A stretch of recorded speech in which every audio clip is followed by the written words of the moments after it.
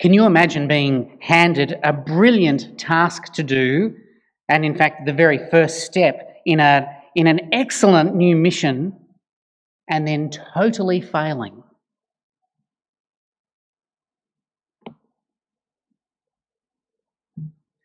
My name's Salome, peace.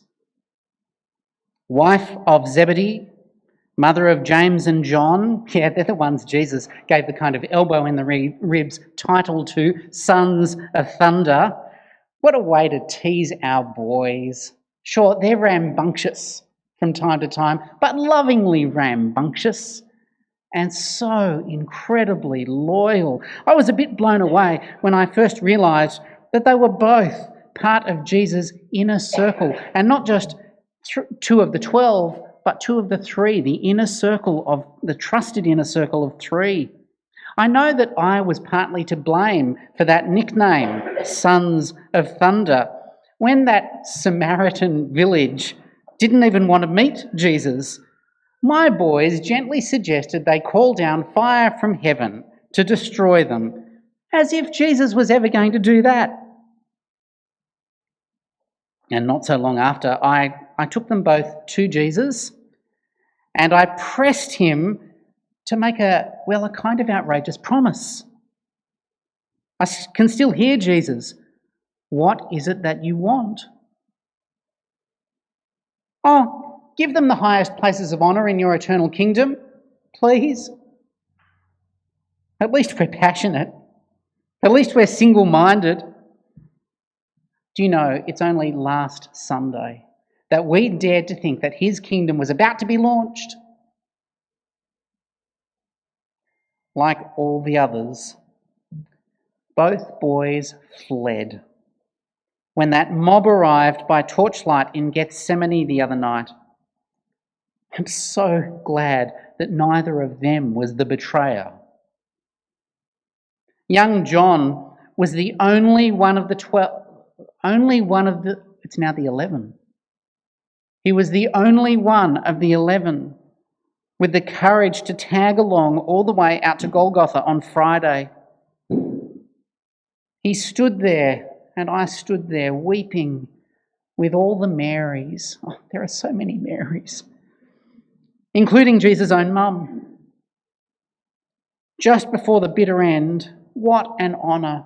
The Master entrusted his own mum to my John to care for the way he cares for me. I don't think it's just because he's the youngest and probably has the longest to live. I reckon he'll do it as long as she lives. Those boys are so incredibly loyal, and despite everything, I have loved supporting them. I wonder how they'll go now with this new mission. Better than when we started off this morning, I hope.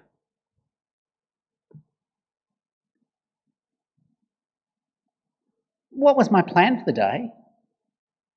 I'll have to backtrack just a little. As I said, late on Friday afternoon, it was pretty much just us women plus my brave young John, who was still there to the bitter end.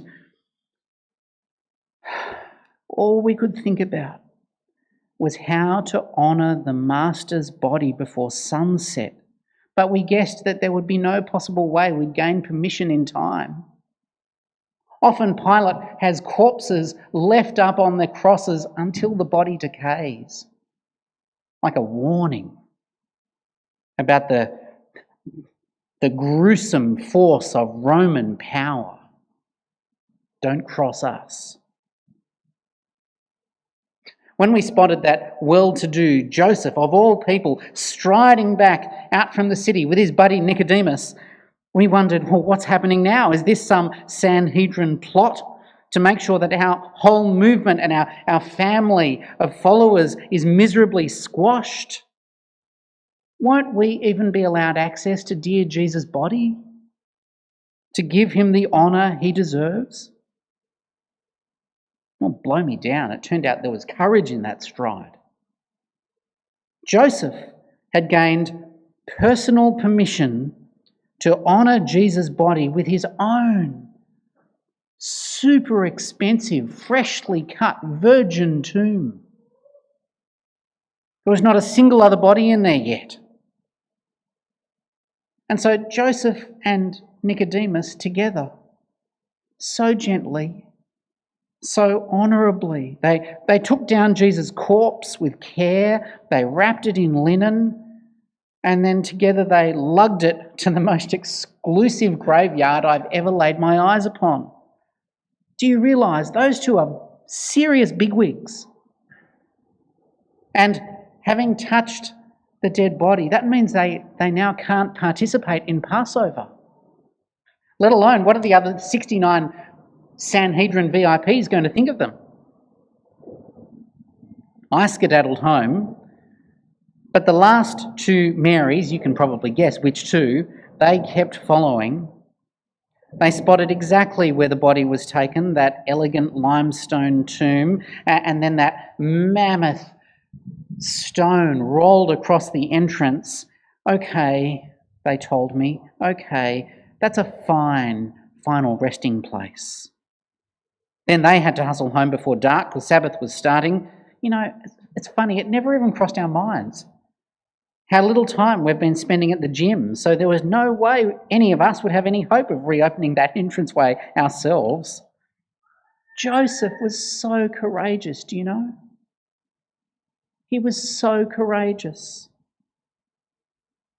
He put his own reputation on the line. I wonder, has he become a covert disciple? Look at us just now, though. We're like the opposite of courageous. We're intensely fearful. So back to what was our plan for the day. Yesterday evening, with our sorrowful Sabbath over, we went out. Shops are open again. We purchased some myrrh and spices as perfume for the corpse. And we were thinking, at least we can finish this final act of devotion, can't we? That was pretty much our plan for the day. We decided to set out very early this morning while the sun was rising, so at least we'd be able to find our way without making any mistakes. And then we realised, oh no, all the men are in hiding. We've got no hope of moving that stone. Maybe there'll be an early morning jogger or two, or some cemetery workers who might be able to help us. And then, as if we weren't already nervous enough, there was another earthquake while we're on our way, and we thought, well, maybe we should just head back home. And then we spotted it. Maybe we won't get to do the last rites. Maybe the last rites are wrong. Is there some other twist in the story? Because somehow that massive stone was already rolled away. We ventured in and found what struck us the most: nerves jangling, hairs on necks standing straight out. Where's the body gone? Mary and Mary had seen it.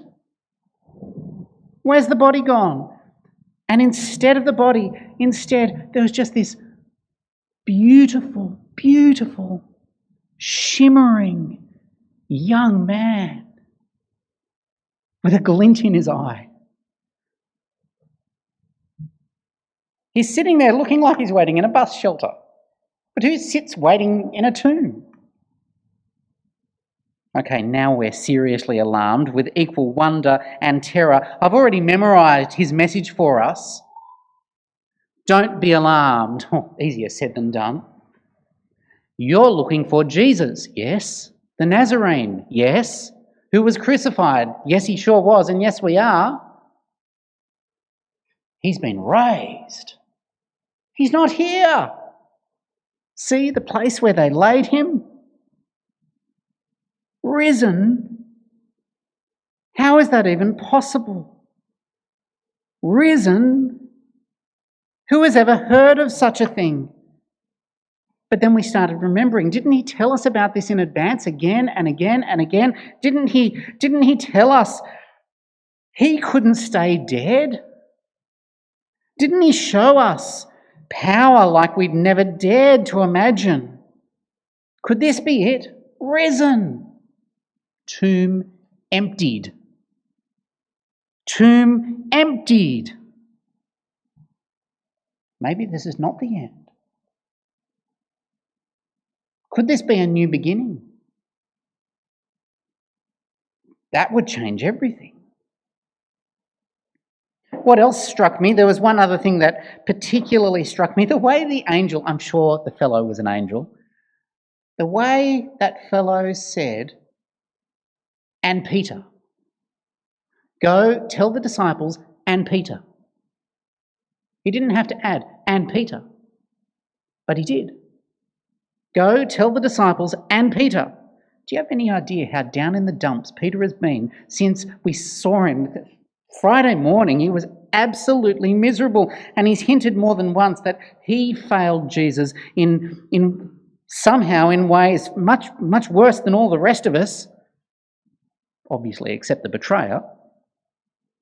And Peter seems to think it's unforgivable. There's no way back for him. And so after everything we've been through, he's now saying maybe he should just give up. He's thinking even of going back to Galilee and going back to his old fishing career.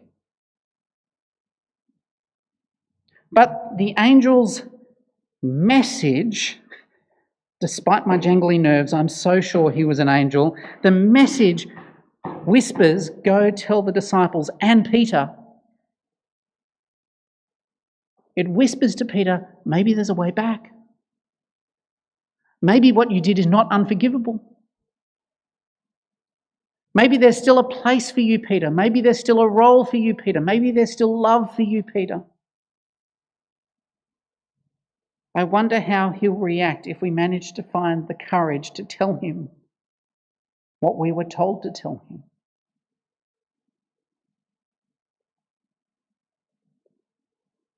What happened next? Oh, right now, we're just terrified. We're overwhelmed with fear. We're bewildered.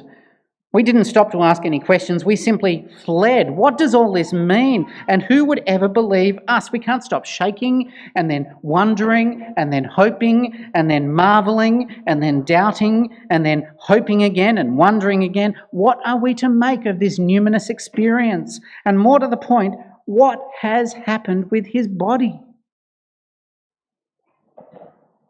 Who would ever believe us? And so, given everything, surely it's better if we just keep our mouths firmly shut and don't tell anyone anything, isn't it? Let's just hide. Let's fly under the radar. But then, for how long can we possibly stay silent? Can you imagine being given a brilliant job to do? In fact, the very first step of an excellent new mission, and then totally failing? I can't make head nor tail of it. Though I sure hope someone writes all this down someday. And we will leave Salome right there. By the way, I am convinced that Mark 16 verse 8 is the end of Mark's gospel, most likely intentionally. I'm convinced most likely that's where Mark intentionally stopped writing. It's like a final teaser for his readers. Another possibility is that, for instance, perhaps Mark was executed in the persecutions under Nero before he could quite finish. What's printed in most Bibles, chapter 16, verses 9 to 20, was added, it appears, so far as we can tell, by some editor early in the 2nd century. So it's seriously old, but it's not original. And so I always end Mark at chapter 16, verse 8. After chapters and chapters and chapters of very skillful storytelling, the first climax of the whole story came on the lips of the centurion who'd been overseeing Jesus' execution, and we focused on this on Friday when the Roman Roman centurion said, "Surely this was the Son of God. Surely this was the Son of God." For the very first time, the magnificent and full-scale truth dawns on someone, ironically, a Gentile outsider. And now, as the story winds down, there's a second climax, a counterpart climax.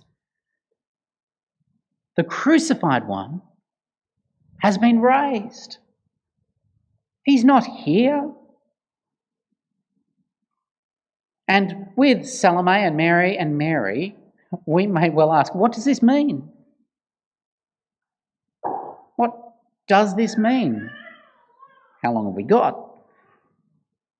What does this mean? Here are my top three things. First, what does this resurrection mean? There is now one immortal human being, one imperishable man, who is our victorious and triumphant King. Death has been swallowed up in victory, and he reigns. He's the risen King of Kings, I tell you. What does all this mean? First, it's about kingship. He's the risen King of Kings. Second, it's about hope. Humanity has a new hope. God has not given up on us as we deserve. The one who died as a ransom for many has been completely vindicated. And so if you trace the storyline from that first Resurrection Sunday, and you put all the little pieces of the puzzle together, you notice Jesus appears 4 times on that first Resurrection Sunday, and then in the written record, approximately once a week for the next 6 weeks, demonstrating that he's more alive than ever, he's more real than ever. Had we been there on any of those moments, we could have whipped out our phones and taken some footage that the media companies would be, can we show that? What does this resurrection mean? First, it's about kingship. Second, it's about hope. And third, there is brilliant news to share. You might ask, what kind of God gets himself crucified? Seriously. What kind of God gets himself crucified? Answer, only God the Son. Humbling himself to give his life as a ransom for many. And so there's a mission to the ends of the earth. Around the year 200, AD 200, there was an unknown graffiti artist who, on a wall in ancient Rome, carved, it's like a rough cartoon of a man kneeling before a cross. And on the cross hangs a figure with the head of a donkey. Here it is. And underneath, in Greek, the satirical inscription reads, Alexamenos worships his God. It's mockery. What kind of God gets himself crucified? Only God the Son, humbling himself to give his life as a ransom for many. Many mock. Then and now, many mock. But the news is far, far, far too good to keep silent. The truth is, the living God has come close. And he invites home all who will worship Jesus as King. Now, the empty tomb, or I should call it the emptied tomb, the emptied tomb doesn't by itself prove the resurrection.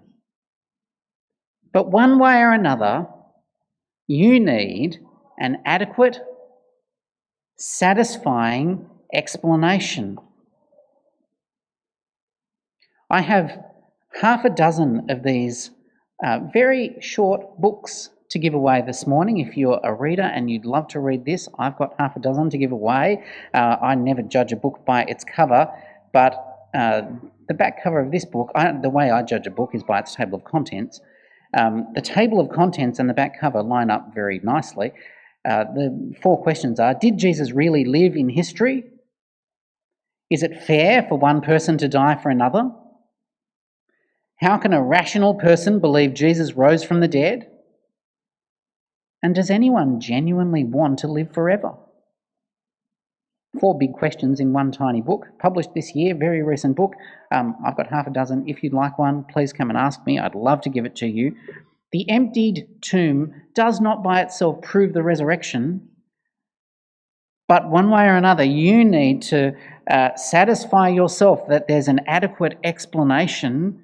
And if you're exploring Jesus, the question is, well, what is the most adequate explanation that you can possibly find?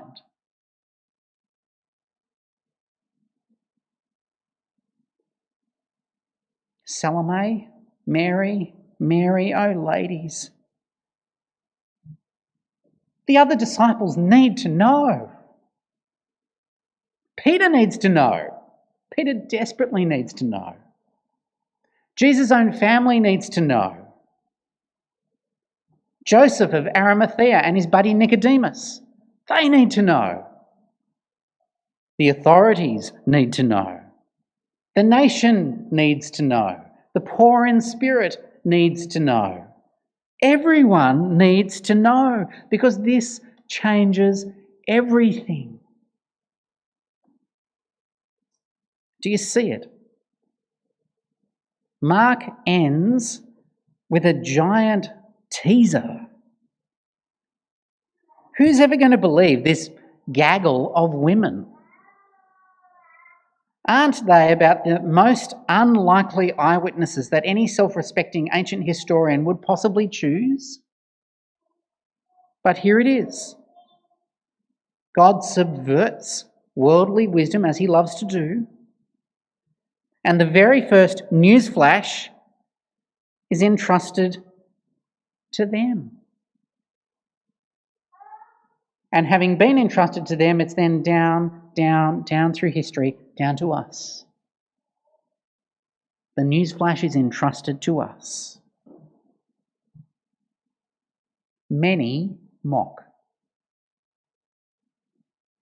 It's so easy to be fearful. But the news is so good, it simply must be told.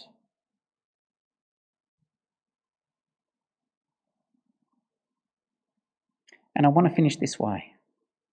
What was Mark's title back in chapter 1, verse 1? His title was The Beginning of the Good News about Jesus Christ, the Son of God. And now, after 16 chapters, is this the end of the story? No, this is not the end of the story. This is the beginning of new joy. It's the beginning of new purpose. It's the beginning of new belonging. It's the beginning of new hope and strength and courage. It's the beginning of new love. Because there is a risen King. There is such hope. There's a job to do. Because there's a new covenant with God who has come close. This empty tomb, or emptied tomb, is not the end. It's just the end of the beginning. Amen.